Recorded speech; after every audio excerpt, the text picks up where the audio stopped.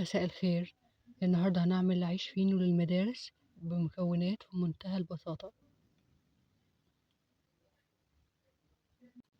أول حاجة معايا دي كوباية مية دافية، هضيف عليها نص معلقة سكر، وهضيف عليها نص معلقة خميرة فورية.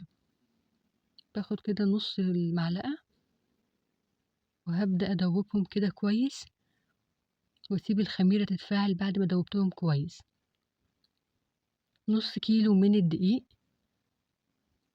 هضيف ربع معلقة ملح، معلقة سكر،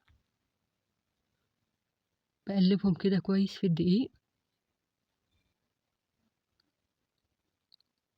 بعد كده هضيف معلقتين زيت بس، دي المعلقة الأولى ودي المعلقة التانية. أنا بقولك جربي بجد، الطريقة دي هتعجبك جدا ومش مكلفة خالص، وهتطلع لك عيش فينو رهيب زي بتاع المخابز بالظبط. ببدأ كده أوزع الزيت كده في الدقيق، ببصهم ببعض يعني المعلقتين، وهبدأ أضيف كده الخميرة خلاص اتفعلت، هبدأ أضيفها على طول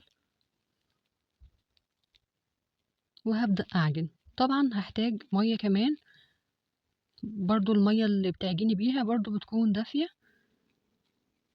انا جبت ميه كمان دافيه، وهبدا اضيف شويه بشويه واكمل عجن فيها. طبعا عجينه العيش الفينو دي فيها طراوه كده زي ما هتشوفيها دلوقتي. ببدا اعجن فيها واضيف الميه شويه بشويه.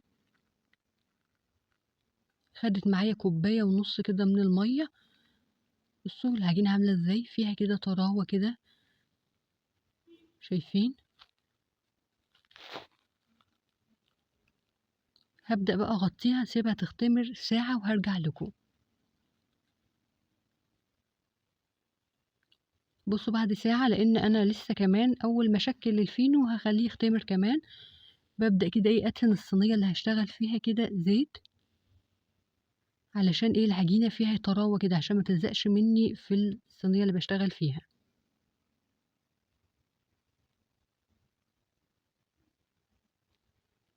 وافضيها كده، وايدك تكون برضو مدهونة زيت وانت بتشكلي الكور بتاعة العيش الفينو. ده انا هقولك دلوقتي بجد على حاجة بديل لصفار البيض على وجه العيش الفينو، هتشوفيها دلوقتي حاجة كده تحفة. بس كملي الفيديو للآخر عشان بجد هتستفيدي. ببدأ كده اشكل الكور.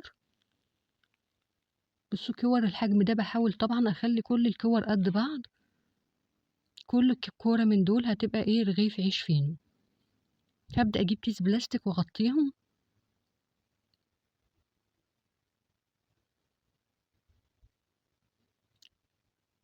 ولو العجينة لزقت في ايدك بتدهني ايدك زيت وتقطع كده الكور.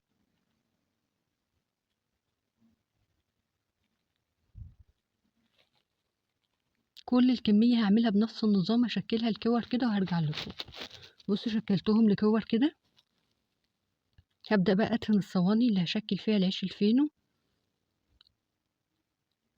مسحة خفيفة خالص كده، توزعيها زيت او اي مادة دهنية انت حباها. ببدأ كده اجيب اول واحدة قطعتها.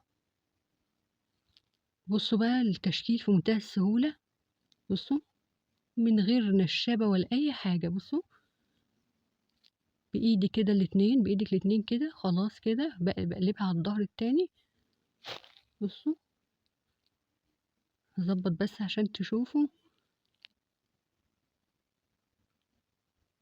وهبدأ بقى، بصوا اشكلها على طول لرغيف الفينو. طبعا احنا عارفين تشكيل العيش الفينو سهل خالص.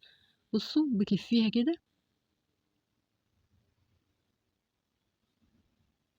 وتبدأي تقفلي الطرفين كده، والطرف الاخير كده. بصوا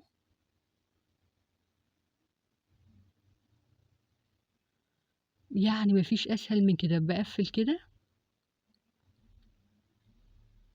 وعلى طول في الصينية المدهونة ببدأ اضيف رغيف العيش الفينو بتاعك.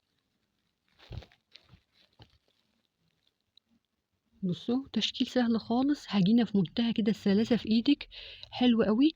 وببدأ اضيفها كده في الصينية وبغطيها برضو علشان هسيبها تختمر في الصواني.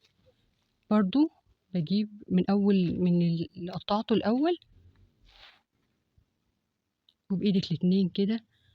تشكيل بجد سهل خالص، كمية حلوة قوي بجد، يعني كمية حلوة خالص من نص كيلو من الدقيق.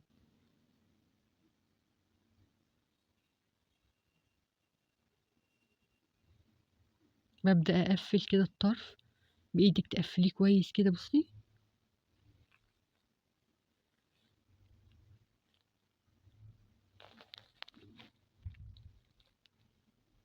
وهبدأ برضو ايه اضيفه في الصينية. طبعا بسيب مسافة علشان هيختمر دلوقتي، فلازم ايه اسيب مسافة حلوة علشان لما يختمر ما يلزقوش في بعض. بصوا، كل الكمية بقى هعملها بنفس النظام وهوريها لكم. بصي الكمية كلها عملتها، وببدأ ايه اغطيها علشان بكيس بلاستيك عشان اسيبها تختمر لمدة ايه ساعة الا ربع، نص ساعة، حسب ما تشوفي ايه درجة حرارة المطبخ بتاعك. بصوا انا ساعة الا ربع. بصوا العيش الفينو عامل ازاي، بجد اختمر كده ايه اختمار حلو قوي. شايفين قد ايه ارتفع واختمر بجد. الخميره طول ما هي ناجحه هتطلع لك ايه العيش الفينو حلو قوي.